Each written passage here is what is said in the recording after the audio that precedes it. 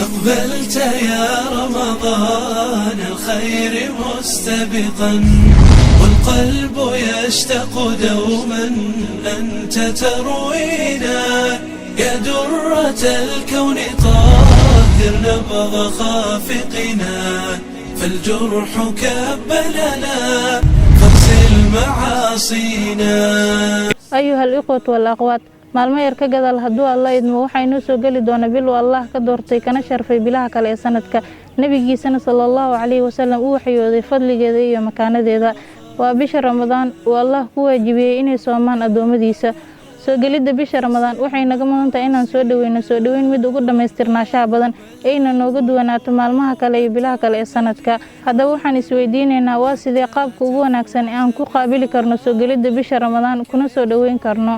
arinka koowaad aan ku qaabilayno bisha Ramadaan waa baryada adoonka rabbigiisa uu baryo intay soo galin Ramadaan. waxa uu rabbigiisa adoonka ku baryo Ramadaan intay soo galin ka hor waa 3 arin. midda koowaad inuu adoonka rabbigiisa weydiistaa inuu gaarsiiyo bisha Ramadaan.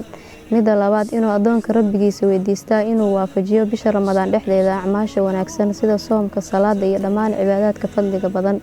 midda saddexaad inuu adoonka rabbigiisa ka baryaa inuu ku daro kuwa camalkooda la aqbalo naartana laga xureeyo. أقبلت يا رمضان الخير مستبقا، والقلب يشتاق دوما أنت تروينا. يا درة الكون طاهر نبض خافقنا، فالجرح كبلنا فاغسل معاصينا.